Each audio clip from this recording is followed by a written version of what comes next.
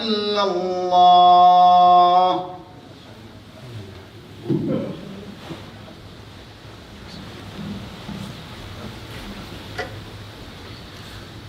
الحمد لله الذي تلطف بعباده فتعبده بالنظافة وأفاض على قلوبهم تزكية لصرائرهم أنواره وألطافه. ونشهد أن لا إله إلا الله وحده لا شريك له، ونشهد أن سيدنا مولانا محمدا عبده ورسوله المستغرق بنوره الهدى أطراف العالم وأكنافه، وعلى آله الطيبين وصحبه الطاهرين صلاة تنجينا بركاتها يوم المخافة وتنتصب جنة بيننا وبين كل آفة. أما بعد، فقد قال الله عز وجل في كتاب عزيز بعد أعوذ بالله من الشيطان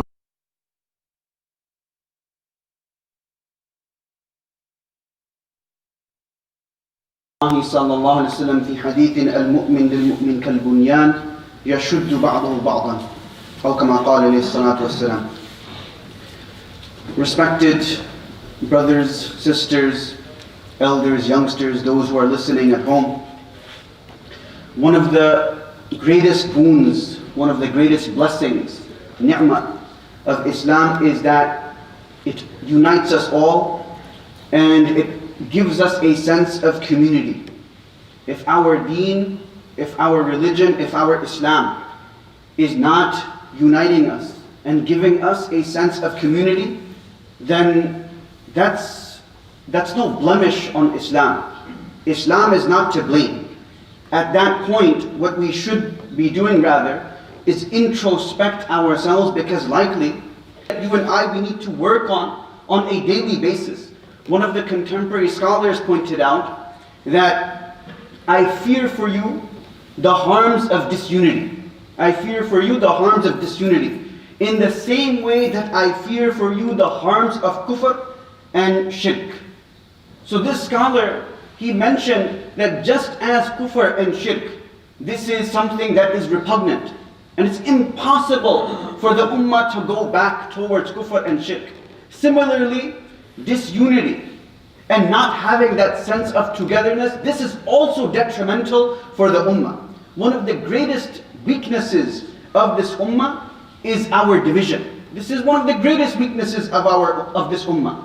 The Prophet ﷺ himself emphasized this point on numerous occasions in the seerah and in the hadith.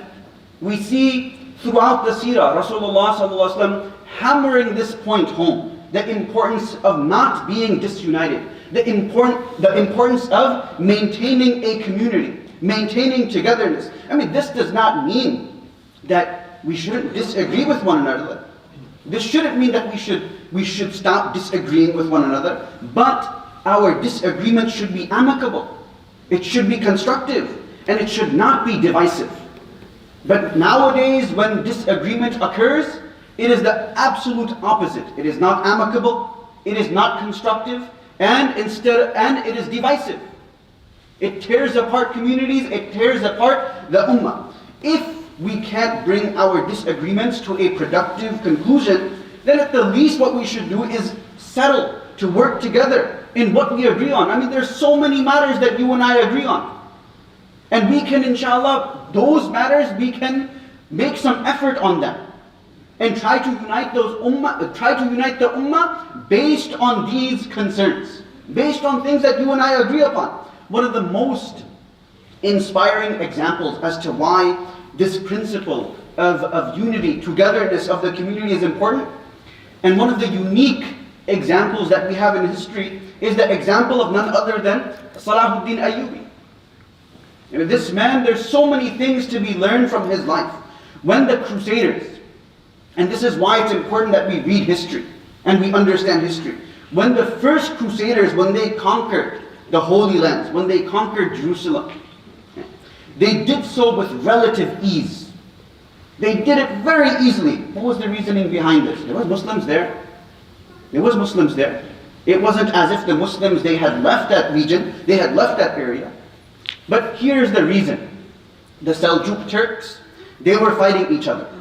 The Seljuk Turks were Muslim, they were fighting with one another. The Fatimids, they were fighting the Turks. And only when Antioch was taken, and its inhabitants, they were slaughtered, the Seljuk Turks, they began to take this invasion seriously, the invasion of the Crusaders. During the events of Antioch and the inability of the Seljuk Turks to reclaim it, the Fatimids thought that, okay, this is a perfect time to seize Jerusalem, to seize Aqsa from the Seljuks. And when these Crusaders, when they came to Jerusalem from Antioch, the guards who were fighting with Muslims, they became exhausted. They were exhausted because they had just taken over the city. So what happened? The Crusaders, they took over the city with ease, and then we read about the slaughter that ensued.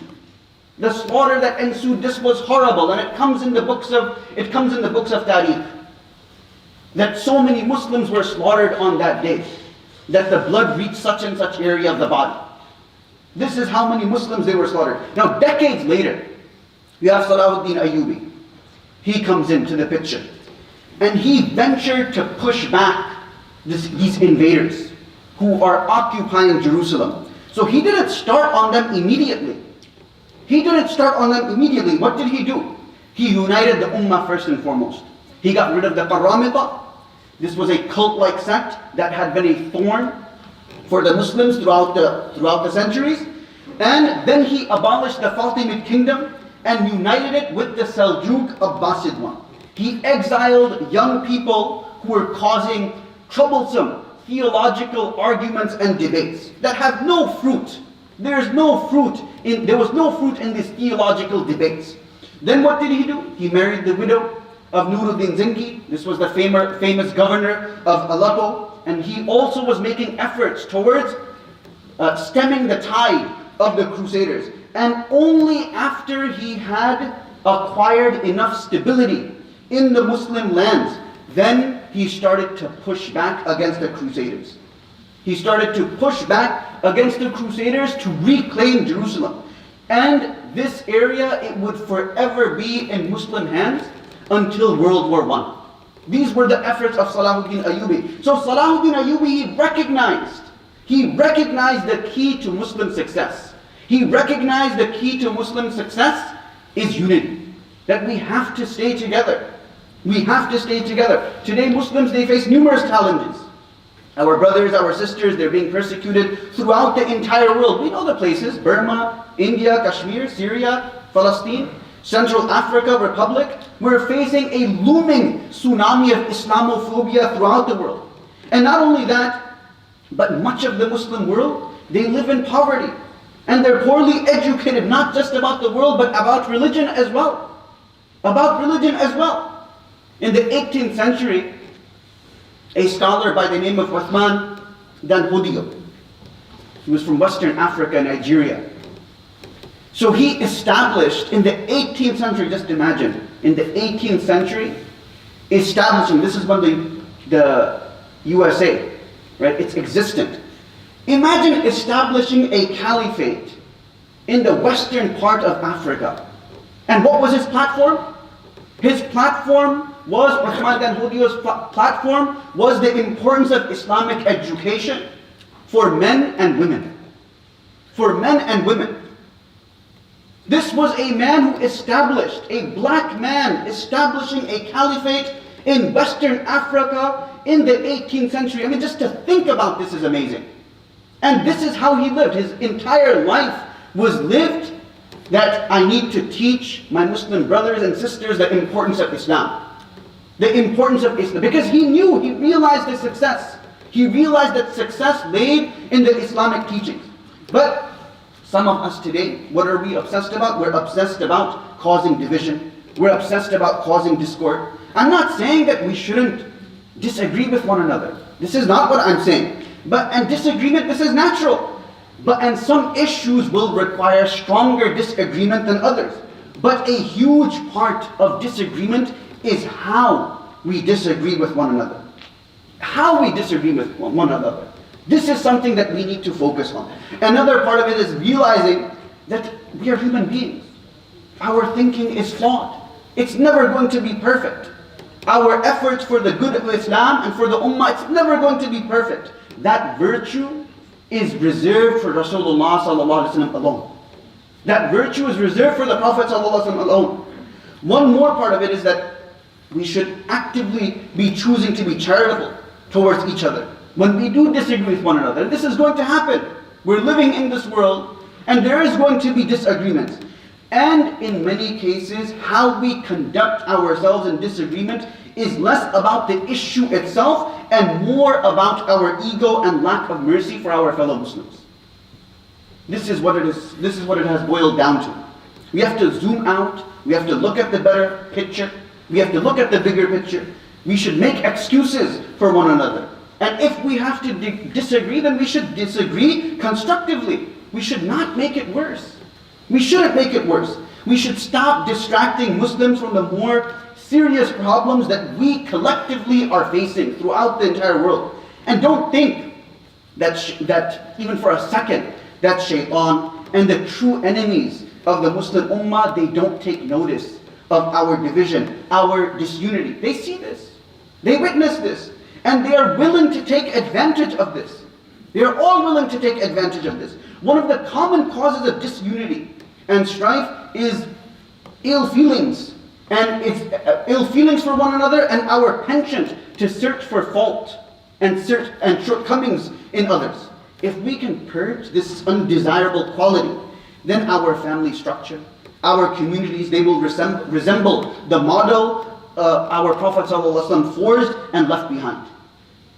This will resemble, if we purge this baser quality, this is an abhorrent quality of searching for faults in each other, then we will forge a community similar to the Prophet ﷺ. We need to focus on our own reformation first and foremost. These people, the people today, what are they worried about? They're worried about other people's faults and weaknesses. They're not worried about their own reformation. They pay attention to other people's weaknesses, other people's inner maladies. And they themselves are not involved when it comes to their own weaknesses, when it comes to their own maladies. Our deen, it commands us to be more concerned about our own reformation. With the advent of social media, people, they quickly publicize news without understanding the repercussions, without understanding the consequences. At times, information is passed and it is inaccurate information. There's a possibility of that information being false. And it's about a person, it's about the honor of a person. And once we write something, once we say something, we can't take it back. At that time, we cannot take it back. This is why it is always important that we verify the information that we are passing forward. And even if we're passing information forward about an individual, even if this is true, then this is exposing that person's fault. Obviously, if the person is harming someone else, then it's a different matter altogether. And that's a different story, and it has its own set of ahkam and rules. It's attributed to Ali radiallahu anh that the worst of our faults is that we're interested in other people's faults. In our social gatherings, often what happens is we delve into other people's deficiencies. This is what our social gatherings, this is what it's all about. That we delve into other people's deficiencies, other people's faults. The Prophet ﷺ said, "Ya ma'shara man amana bilisanihi, wa lam yadkhul al-iman qalba, la taghtab al-muslimin." The Prophet ﷺ, addressing the Sahaba, said, "Man amana bilisanihi," that those who have testified to the truth with their tongues, wa lam yadkhul al-iman fi qalbi, and iman has not yet entered their heart, la taghtab al-muslimin. Don't engage in backbiting of the Muslims. Do not engage in backbiting of the Muslims. وَلَا تَتَّبِعْ عَوْرَاتَهُمْ. Don't go after their faults. Don't go searching their faults. فَإِنَّهُ مَنْ تَتَبَّعْ عَوْرَةَ أَخِي الْمُسْلِمِ. Whoever goes after searching the faults of his fellow Muslim, تَتَبَّعَ اللَّهُ عَوْرَاتَهُ. Allah subhanahu wa ta'ala will go after him. And whomever Allah subhanahu wa ta'ala goes after, وَمَنْ تَتَبَّعَ اللَّهُ عَوْرَاتَهُ يَفْضَحْهُ بَلَوْ فِي جَوْفِ بَيْتِهِ. Allah subhanahu wa ta'ala will expose him even if he is in the sanctuary of his home. This is the warning. This is the warning that the Prophet ﷺ has told the Sahaba. That if you go after other people's faults, other people's shortcomings, other people's deficiencies, Allah subhanahu wa ta'ala is going to do this to you. Allah subhanahu wa ta'ala will do this to you and Allah subhanahu wa ta'ala will expose you. You can't run away. We can't run away from Allah subhanahu wa ta'ala. A believer would not desire his own faults to be broadcasted. No believer is going to desire his own faults to be broadcasted, we should desire the same for our fellow Muslim. Not searching and engaging in people's faults. This is worship. This too is ibadah. This is also ibadah. Ibadah just doesn't revolve around salat and fasting and hajj and zakat. This is not all that ibadah is. Ibadah is also this, that we desist when it comes to engaging in other people's faults. Umar bin Abdul Aziz, the great son of Islam, the sage of Islam, he said, أدركنا السلف وهم لا يرون الإبادة في الصوم ولا في الصلاة ولكن في الكف عن أعراض الناس. That we witnessed the Salaf, we witnessed our predecessors, and they didn't just consider ibadah and worship to be limited to fasting, to be limited to prayer, ولكن في الكف عن أعراض الناس, but to desist in engaging in other people's faults, other people's shortcomings, not getting involved, delving into other people's faults, shortcomings and deficiencies. This is ibadah. And this is something that Umar bin Abdul Aziz has said, very successful Khalif. فَقَائِمُ اللَّيْلِ وَصَائِمُ النَّهَارِ إِن لَمْ يَحْفَظْ لِسَانُهُ أَفْلَسَ يَوْمَ الْقِيَامَةِ. So the one who stands during the night, offering tahajjud, وَصَائِمُ النَّهَارِ, the one who is fasting during the day, إِن لَمْ يَحْفَظْ لِسَانُهُ, if this person doesn't safeguard his tongue, أَفْلَسَ يَوْمَ الْقِيَامَةِ. This man is a loser on the day of Qiyamah. This man is a pauper on the day of Qiyamah. He is a poor person. What does that mean? This individual will have no a'mal salih. All of his a'mal salih, all of his good deeds, they will be given to people that he has wronged in this world. Sufyan Thawri, the great muhaddith of Kufa, he said, هذا زمان السكوت ولزوم البيوت والرضا بالقوت إلى أن تموت. Sufyan Thawri said that this era is the era that we remain silent. Don't engage in people's faults. Don't delve into people's faults. وَلُزُومُ الْبُيُوتِ, and adhere to the homes. Stay in the homes. If we can't say anything good about anyone and we feel that if we go outside, we're going to delve into other people's faults, it's better that we stay in our house. وَالرِّضَى بِالْقُوتِ, being satisfied with whatever Allah subhanahu wa ta'ala has decreed for us, whatever Allah subhanahu wa ta'ala has apportioned for إِلَىٰ أَن تَمُوتِ, until we die, until we leave this world. At times, we might even employ the use of logic that, you know what, maybe ghiba is permissible in this kind of circumstance. Maybe it's okay if I engage in ghiba because I have to protect everybody. So I need to take this out. I need to publicize this information. So we might rationalize at that time. We might rationalize at that time that, you know what, let me engage in ghiba, let me talk about this person. And then we forget all of the ahadith, we forget the verses of the Quran that prohibit us, that we should not engage in ghiba. We should not delve into other people's deficiencies, other people's shortcomings. So once we start rationalizing, then this is going to be detrimental to our deen. This is going to be detrimental to our Islam. Ibn Taymiyyah, rahimahullah, he mentions, قال سآوي إلى جبل يعصمني من الماء. قال سآوي إلى جبل يعصمني من الماء. So Ibn Taymiyyah says, هذا أقل. That the son of Nuh alayhi salam is saying that I will seek sanctuary on a mountain that is going to protect me from the water. So Ibn Taymiyyah says, هذا أقل. This is logic. This is rational. Then قال لا عاصم اليوم من أمر الله إلا من رحم. Nuh alayhi salam said that there is no protector today. There is no protector today from the decree of Allah subhanahu wa ta'ala except whom Allah subhanahu wa ta'ala has mercy upon. Ibn Taymiyyah rahimahullah, after mentioning this, says هذا وحي. This is wahy. This is revelation. وَحَالَ بَيْنُمَ الْمَوْجِ وَكَانَ مِنَ الْمُغْرَقِينَ. And then a wave came between them. A wave came between them and the sun was drowned. All because what? He used his logic. So Ibn Taymiyyah says, هَذِهِ النَّتِيجَةِ. This is the result. These are the consequences. These are the repercussions. So Ibn Taymiyyah continues and explains, فَكُلُّ مَنْ قَدَّمَ أَقْلَهُ عَلَى نُصُوصِ الْكِتَابِ وَالسُّنَّةِ صَحِيحًا غَرِقًا. That whoever gives priority of his aql, of his logic, listen to this carefully, whoever gives priority to his aql, to his logic, over the book of Allah, over the Quran, over the Sunnah, غَرِقًا, this person is gone, he has lost, غَرِقًا, he will drown. فِي ظُلُمَاتِ بِهَارِ الْأَهْوَاءِ وَالْبِدَعِ. He will drown in the darknesses and the recesses of bid'at, of innovations, وَالْأَهْوَاء, and following his desires. وَمَنْ تَعَوَّدَ مُعَارَضَ الشَّرْ بِالْعَقْلِ لَا يَسْتَقِلْ فِي قَلْبِهِ إِيمَانٍ. And this person who is bringing logic in front of the Sharia, giving priority to logic over the Sharia, لا يستقر في قلبه إيمان. Iman is not going to penetrate his heart. Iman will not stay in his heart. Ibn Hazm would say, glad tidings to he who knows his own faults more than other people know it.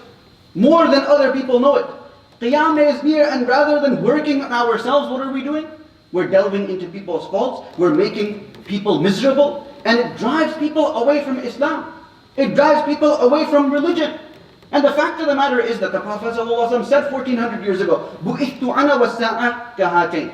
And the Prophet ﷺ indicated with his two fingers to show that the Qiyamah is close. The Qiyamah is right around the corner. And we're worried about other people's faults. We're making other people miserable. And then we ask ourselves, why do people dislike Islam so much? Well, this is the reason why. Because people see us as disunited. People see us as people delving into other people's faults. Yes, this world is a place that can defile us. But no matter how defiled we are, Allah subhanahu wa ta'ala's door is always open. The door of forgiveness is open. We turn to Allah subhanahu wa ta'ala and we should acknowledge our mistakes.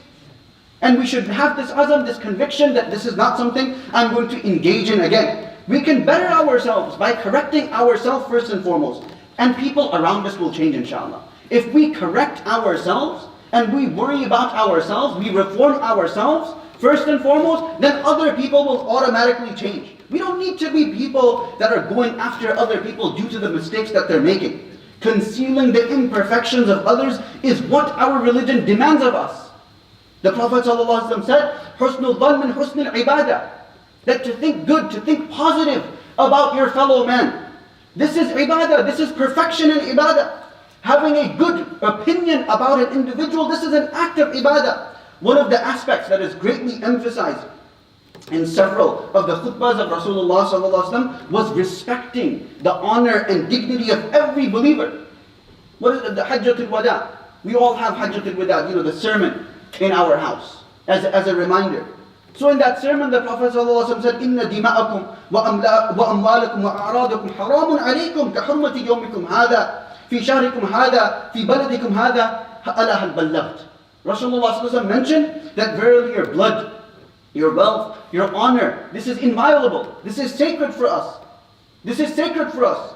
Just like the sanctity of the day in this place and in this month. The Prophet ﷺ impressed upon the Sahaba that this time, this place, this occasion has great sanctity. It has great sanctity. But the sanctity of a believer, the honor of a believer that is enjoyed in the sight of Allah subhanahu wa ta'ala, this is far greater. So delving into other people's faults, imperfections, engaging in slander, humiliation of a person, attacking the honor of a Muslim, searching for faults. These are things that trample the honor of a Muslim. And this is detested by Allah subhanahu wa ta'ala. This is detested by Rasulullah sallallahu alaihi wasallam. Dignity is precious to every single person. A person's honor and dignity is precious to each and every single person. We shouldn't devalue it by searching for inadequacies in our fellow Muslim, in our fellow men. أقول قولي هذا وأستغفر الله ولكم ولسائر المسلمين فاستغفروه إنه غفور رحيم.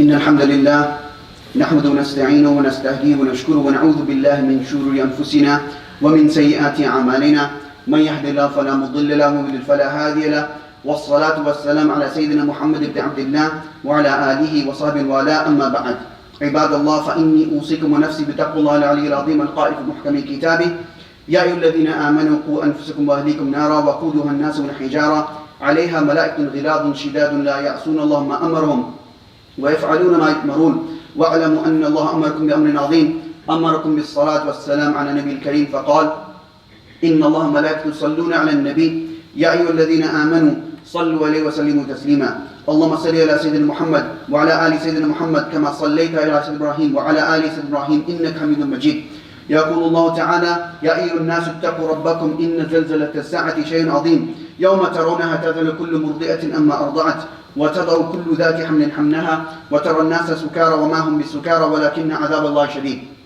اللهم إنا دعوناك فاستجب لنا دعانا فاغفر اللهم لنا ذنوبنا وإسرافنا في أمرنا اللهم اغفر للمؤمنين والمؤمنات الأحياء منهم والأموات ربنا آتنا في الدنيا حسنة وفي الآخرة حسنة وقنا عذاب النار اللهم اجعلنا هداة مهتدين غير ضالين ولا مضلين اللهم استر عوراتنا وأمن روعاتنا واكفنا ما همنا وقنا شر ما نتخوف اللهم اجعل اجتماعنا هذا اجتماعا مرحوما وتفرقنا من بعض تفرقا معصوما ولا تجعل فينا ولا معنا شقيا ولا محروما اللهم تقبل منا صلاتنا وقيامنا وركوعنا وسجودنا وتقبل منا صالح أعمالنا واجعلنا من المقبولين في الدنيا والآخرة ربنا هب لنا من أزواجنا وذرياتنا قرة أعين واجعلنا للمتقين إماما اللهم اجعل أولادنا أبرارا أتقياء وأنبتهم في الإسلام نباتا حسنا اللهم أصلح ديننا كله اللهم أصلح شأننا كله عباد الله إن الله يأمر بالعدل والإحسان وإيتاء ذي القربى وينهى عن الفحشاء والمنكر والبغي